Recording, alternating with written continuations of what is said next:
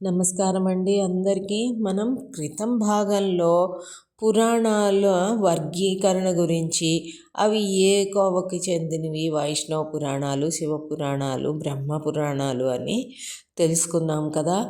ఇప్పుడు ఒక్కొక్క పురాణం గురించి, వాటిలో ఎన్ని శ్లోకాలు ఉన్నాయి, దాంట్లో ఆ పురాణం ఎవరి గురించి వర్ణిస్తుంది అనేది తెలుసుకుందాం. మనకి తెలిసి 18 పురాణాలు కదా. 18 పురాణాల్లో ముందుగా ఒక్కొక్క దాని గురించి తెలుసుకుందాం. అగ్ని పురాణం, ఇందులో ఉన్న శ్లోకాల సంఖ్య 15,400. ఇది ఎవరు వ్యాఖ్యానించారు అంటే వాస్తుశాస్త్రం, రత్నశాస్త్రం వివరాలను కలిగి ఉంటుంది. దీంట్లో ఏమేం చెప్పారు? వాస్తుశాస్త్రం గురించి చెప్పారు, రత్నాల గురించి చెప్పారనమాట. భాగవత పురాణం 18,000 శ్లోకాలున్న ఒక ముఖ్యమైన గ్రంథం. మనకి విష్ణువు యొక్క 10 అవతారాలు చెప్పడం పురాణాలు అన్నిటిల్లోనూ అత్యంత ప్రసిద్ధమైన ప్రముఖమైన ఇది గ్రంథంగా భావిస్తాం. దీని 10వ అధ్యాయంలో మనం కృష్ణ లీలల గురించి, ఆయన చిన్ననాటు చేసిన ఆ లీలల గురించి మనం అత్యంతంగా తెలుసుకుంటాం. తరువాత అనేక భక్తి ఉద్యమాలు ఒక ప్రక్రియ ద్వారా విశదీకరించబడింది ఈ గ్రంథంలో. తర్వాత బ్రహ్మ పురాణం, దీంట్లో 10,000 శ్లోకాలు ఉన్నాయి. గోదావరి, దాని ఉపనదుల గురించి విస్తరిస్తుంది ఈ గ్రంథం. బ్రహ్మాండ పురాణం 12,000 శ్లోకాలు ఉన్నాయి.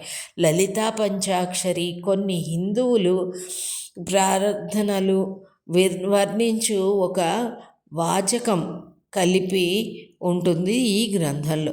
బ్రహ్మ వైవర్త పురాణం, దీంట్లో 17,000 శ్లోకాలు ఉన్నాయి. ఇందులో కృష్ణ, వినాయకుడు, దేవతలు పూజించే మార్గాలు వివరిస్తూ ఉంటుంది ఈ గ్రంథంలో. తరువాతది గరుడ పురాణం, 19,000 శ్లోకాలు కలది. మరణం అంటే ఏంటి, దాని తర్వాత కార్యక్రమాలు ఎలా ఉంటాయి అని వివరించే శ్లోకం. ఏ తప్పుకి ఏ శిక్ష పడుతుంది నరకంలో అని కూడా చెప్పే శ్లోకం అన్నమాట ఇది. హరివంశం అనే గ్రంథంలో 16,000 శ్లోకాలు ఉన్నాయి. ఇతిహాసాలు అంటే పురాణాలు కవిత్వం పరిగణలో తీసుకున్న గ్రంథం ఇది.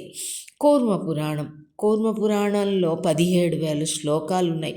విష్ణువు యొక్క 10 ప్రధాన అవతారాల యొక్క రెండవది అయిన కూర్మ అవతారం గురించి చెప్పబడింది ఈ గ్రంథంలో. లింగ పురాణం 11,000 శ్లోకాలు ఉన్నాయి ఈ గ్రంథంలో.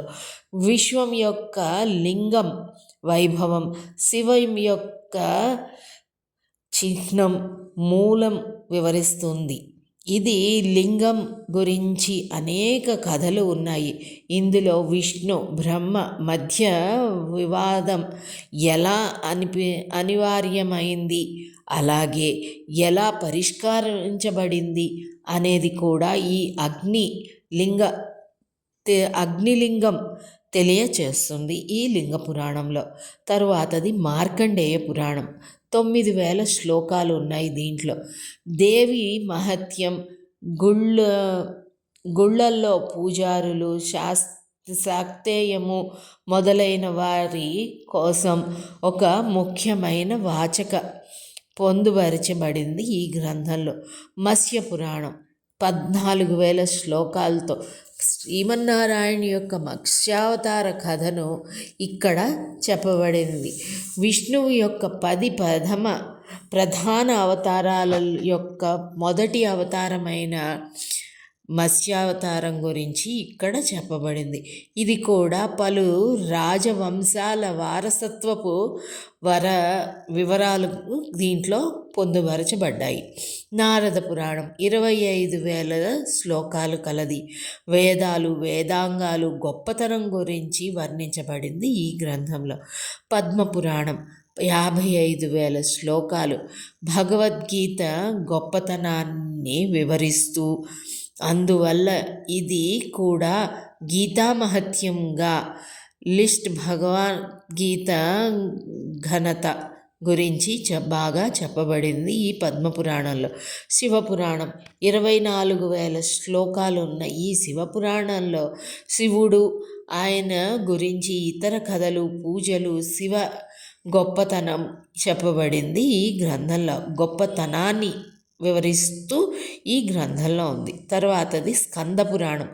81,100 శ్లోకాలున్న ఈ స్కంద పురాణం స్కందుడు లేదా కార్తికేయుడు శివుని యొక్క కుమారుడు అన్నమాట. ఆయన పుట్టిన వివరాలు ఇవన్నీ కూడా ఇందులో పొందపరిచాయి. ఇది చాలా పొడవైన పురాణం.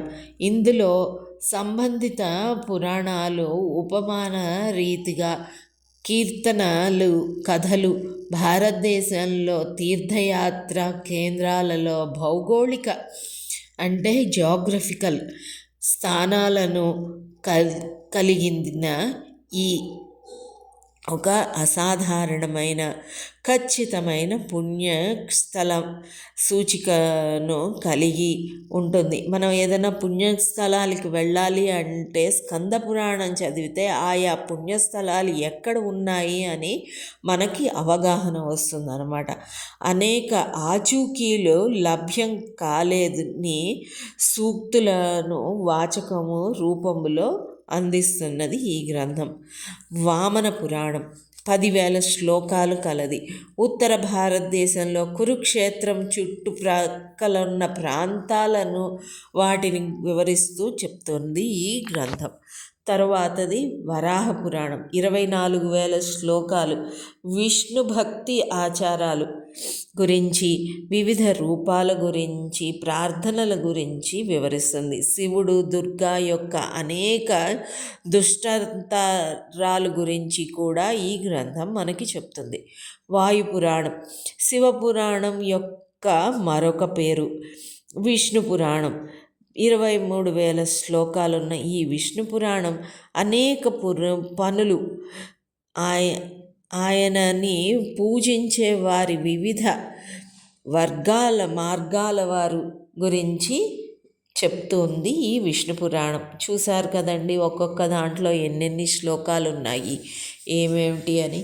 ఇప్పుడు మనం వచ్చే భాగం నుంచి ఒక్కొక్క పురాణం గురించి తెలుసుకుందాం. ఈ తర్వాత వ్రాతపతుల గురించి తెలుసుకుందాం, ఎలా రాసేవాళ్ళు అని. అదే కాకుండా కాలక్రమానుసారం మార్పులు ఎలా వచ్చాయి వీటిలో అని కూడా తెలుసుకుందాం. నకిలీవేంటి, అనువాదాలు ఏంటి కూడా తెలుసుకుందాం. దీని యొక్క ప్రభావం ఎలా, మన పురాణాల యొక్క ప్రభావం ఎలా ఉంది అని తెలుసుకుందాం. భారతదేశంలో ఉండే మిగతా గ్రంథాల గురించి కూడా వచ్చే భాగంలో తెలుసుకుందాం. నమస్కారం అండి.